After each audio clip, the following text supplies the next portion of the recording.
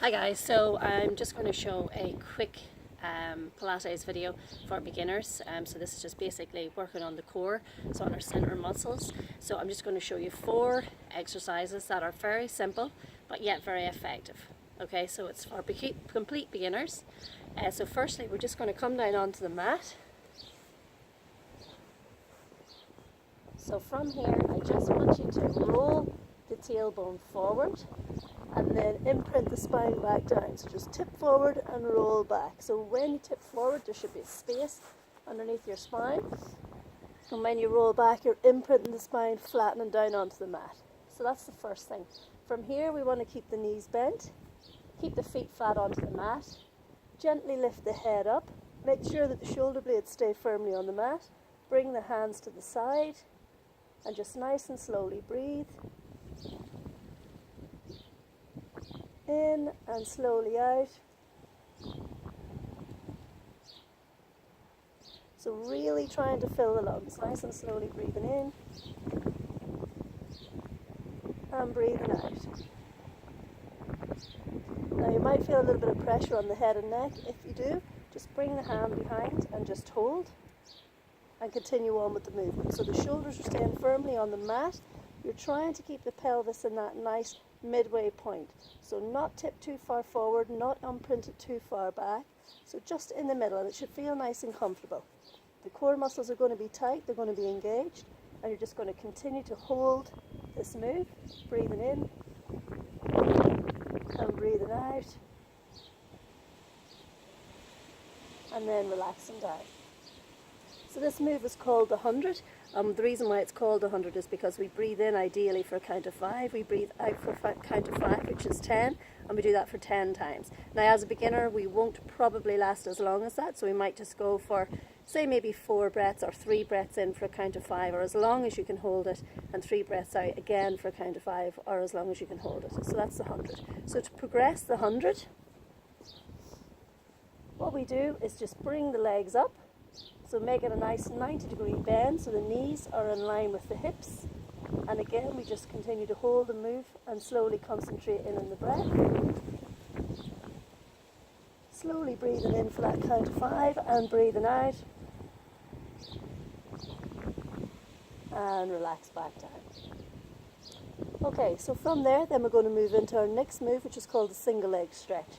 So again, keeping that same position. So not too far tip forward on the pelvis, not drop down too far into the spine. So just a midway point, you're going to engage those tummy muscles, lift the head up, keep the shoulder blades flat on the mat, take the left leg in towards you, bring the right leg up into the air, and just exchange those legs. So again, if you feel pressure in the head and neck, bring one hand behind to support and continue on with the movement. So you're looking to get a nice straight leg with a lovely pointed toe, keeping the core nice and tight, and just exchange the legs. And after you do about 6 repetitions in each leg, you can just rest back down. So again, to progress the single leg stretch, same move, you just lower the leg down.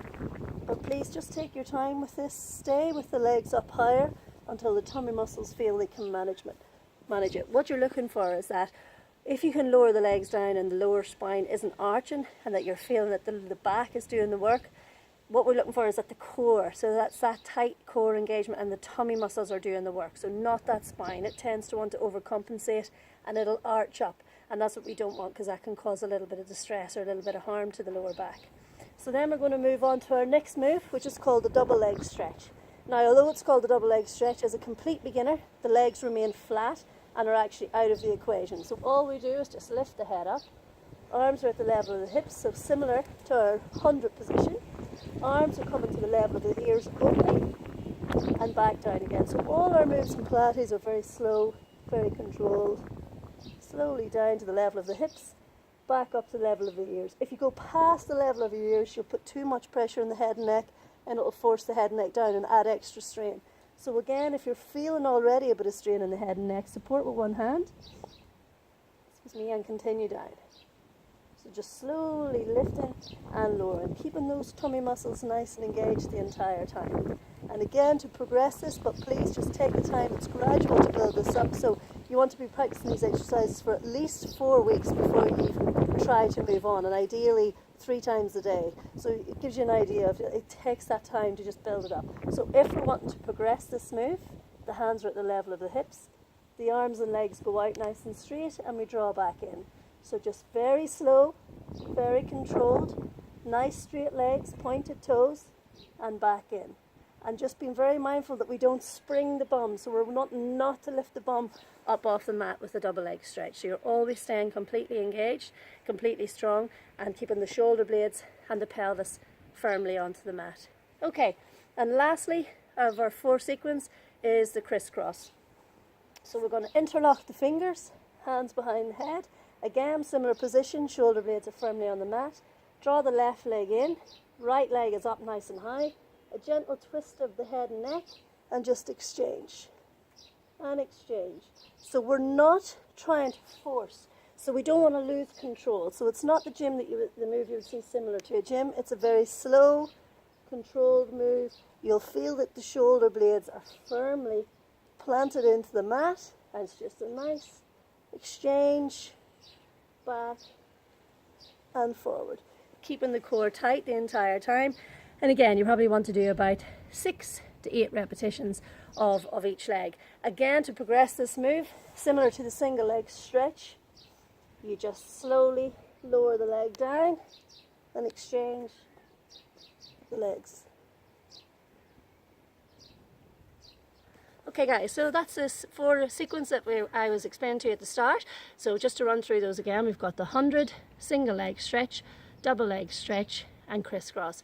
I recommend if you can try and do these 3 times a week, and hopefully you'll feel those core muscles are getting a little bit stronger. Okay, thanks a million guys.